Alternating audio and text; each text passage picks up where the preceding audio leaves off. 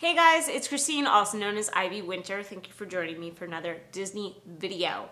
This is a good one for someone who has never been to Disney World before, or it's been a while and you haven't planned in a while, and so you kind of just want to know the basic steps of planning a Disney trip. So if you're a vet, it might not be the right video for you, but this should help someone who hasn't been in a while. So I'm going to go through the 10 steps of planning a Disney World vacation. Now, I'm gonna keep this as succinct as possible, so I won't be getting super in-depth into each step, but I have plenty of other videos that you can check out that talk about these sorts of things, and if there is a relevant video to the step I'm talking about, I will make sure to throw a link in so you can go check that out if you want more detail. So the number one first step for planning your Disney World vacation is to pick your dates. That's pretty much standard for every vacation. You want to decide when you are going to go. Now, when it comes to this trip, it might be like other trips where you need to work around a certain schedule, school schedule maybe, work schedule, the days that you can take off.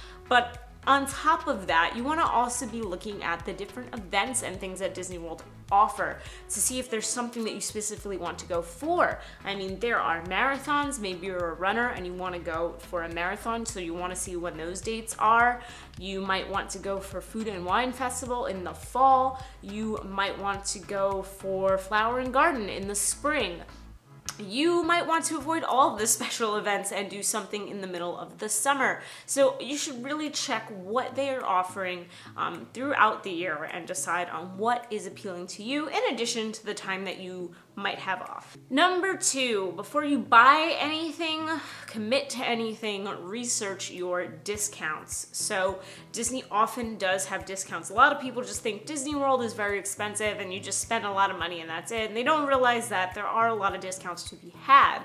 They often have deals on hotels and packages. In fact, every year they do. They have different sorts of deals that are released for certain seasons. So they might say, you know, for the fall season, we're going to be giving 20 to 25% off your hotel, depending on the hotel you book. They might have a free dining plan depending on what time of year that you actually book for, so you might want to look into that as well. That's basically free food, guys, so that could be definitely beneficial to save some money. Look at if discounts are room only or for a full package. That might help you decide how you want to put together your trip. It might make more sense to actually get the room and the tickets separately if it means that you're going to have a better deal. So make sure you do your research. There's actually a great website that I recommend for this called Mouse Savers. I will definitely put the link in the description below. They're fantastic at tracking the deals that come in and also projecting when future deals might be happening. So they are an amazing resource, and not just only for, you know, the hotels and all of that, but they also track deals for things like car rentals and, you know, airline tickets, and maybe look into things you wouldn't think of like military discounts and all of that. Step 3, pick your hotel. Now's the time to really look at where you want to stay. There are a lot of hotels in Disney. I've actually gone through all of the different tiers before and talked about all of them in depth. But they range everything from values to deluxes. You can even camp at Disney World, or you can even decide to stay off site.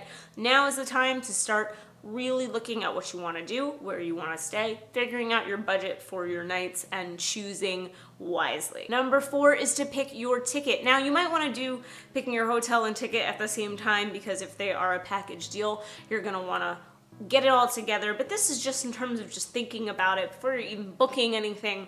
You know, figure out the hotel, then figure out your ticket. Do you want to have a park hopper or not? Meaning, do you want to visit multiple parks in one day, or are you okay doing one park per day? Do you want to have a park pass for every single day that you're down there? Or do you want to get a few days less because maybe you don't want to do parks on your travel days? This is when to start thinking about what kind of ticket you want. Maybe you're interested in an annual pass. That should be something to consider as well. Number 5 is to kind of get your travel plans all together. So now, you know, booking your flight if you're flying, figuring out your drive-in if that's what you're doing, all of the other extras to basically get you there and get your entire plan together. And then when you do book a flight, if you are flying, make sure that you call Disney, you speak to a cast member, and let them know your flight details so you can get a place on Magical Express which is that free transportation to and from the airport. So you need to give them a call. Just all you need is your airline carrier and the flight number and the date. And they'll put that in. You will be ready to get on the Magical Express and get to your resort.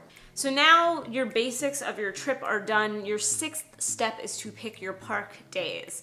You should now be looking at how many days you're gonna be there and deciding what days you're going to what parks. This is important because you need to start building other plans around this. And yeah, Disney World is pretty plan heavy, so it's really good to have some semblance of an idea of where you want to be and when. So start jotting down some parks for each day. It might end up changing. This isn't like you write it down and this is how it has to be, but you should start to get an idea.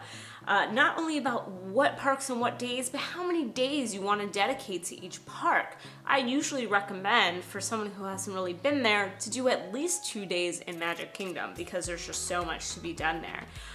You could argue 2 days in Epcot depending on what your interests are there as well. But really start to look at how many days do you want for each park, which park appeals to you the most. Maybe you want to do 2 days Animal Kingdom because that's just your jam. You like animals, you like the theme and all of that. So figuring that crux of it is really, really important for the next couple of steps I'm about to go into. Step number 7, when you are 180 days out from your trip, if you've booked that far in advance, that is when you can make dining reservations. I recommend you do this if you already know where you want to eat, because if you already know, there's no use in really waiting. And it's especially important for hard to get into restaurants, things like Ohana, maybe booking a actual table at Hoop-Dee-Doo, which you do pay for in advance. You want to make sure that you are getting the seat and the show time that you want because it is a dinner show. You know, booking things even like California Grill is another very popular one, especially if you want it during fireworks time. So doing it 180 days out is important, and if you already know the other places you want to eat, great, you might as well book them as well. But that is when you should be booking your dining reservations, and having your park days ahead of time helps you plan that, because now you know I'm going to Epcot on Monday, so I want to do a lunch somewhere, I'm gonna book it in Epcot. I want to do dinner sit down, I'm gonna book it in World Showcase. It's gonna help you with your plan, but definitely make sure before the 180 days that you sit down and take a look at all the restaurants that are available. There's a lot. And decide what looks good to you. There are plenty of websites out there that carry in-depth menus. The Disney World website itself also has the menu, but I do sometimes find the way that it's laid out in these other sites are a little bit more helpful, so I'm gonna put those down in the description below as well. Step number 8, make your Fast Pass reservations and any other special reservations. I'll get to that in a second, but 60 days out if you're staying on property, 30 days out if you were not, you need to book your Fast Passes. This happens at 7 a.m. Eastern time, so whatever time that is for you, you're gonna hop onto the website or on the app. I actually like doing it on the app, so I recommend downloading the My Disney Experience app before this, and you are going to get your Fast Passes. I recommend you do it at 7 a.m. because this is no joke. The really popular rides are going to go fast. If you are a bigger group, the harder it will be to get those rides. So designate someone to be up at 6:50 waiting on the computer to refresh and get in and get your Fast Passes. In addition, I find now about 2 months out is a good time to book those extras or special reservations like I said before. And what I mean by that is, if you're gonna have a spa day, book your massage. If you're gonna go on a tour, book your tour. These are usually done by calling the reservation line. So you just talk to somebody and you'll be able to book those. They'll get them all set up for you, give you a confirmation number and all that. But usually I like to book those kinds of things around the same time that I'm booking Fast Passes, just so I have them set. Number 9, make your packing list. This is so important.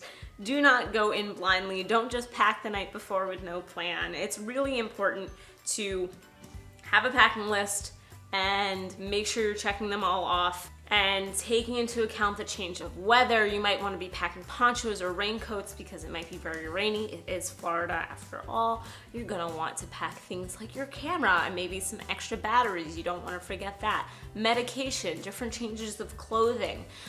You're gonna want sunscreen. You're gonna want hand sanitizer because there's a lot of people in the parks. There's a lot to pack. There are a plethora of resources out there about how to pack for Disney, from like the most basic basics to insanity. So I will put a couple of my favorite packing lists down below, but you should definitely use that as kind of something to jump off of to create your packing list. Do not go into this blind. And then number 10, get excited. You're going to Disney World. This is amazing and exciting. So for all the planning that you just had to go through, it is finally coming to fruition. You're about to go to Disney World. Get pumped, get all of your travel information in order and you will be ready to go. And I hope you have a fantastic time because obviously, as you guys know, on this channel is my favorite place. So I hope that the people who are going, who might be using this video, are gonna have such a good time. Those are 10 steps for planning your Disney World vacation. Again, I'll have some resources in the description as well as some videos that you might want to watch of mine that will give you a little bit more detail. If there is a step that you think I missed, or there's just a part of one of the steps that you want to discuss a little further, let me know in the comments below. If you like this video, then like it. If you like me, you should subscribe. I make videos every single week. Going to Disney so soon. Like, by the time this video comes out, I don't know, about 2 weeks, so less, a week and a half. So exciting. So you'll have plenty of vlogs and all that good stuff to come. Thank you so much for watching. Have a great rest of the day. Bye.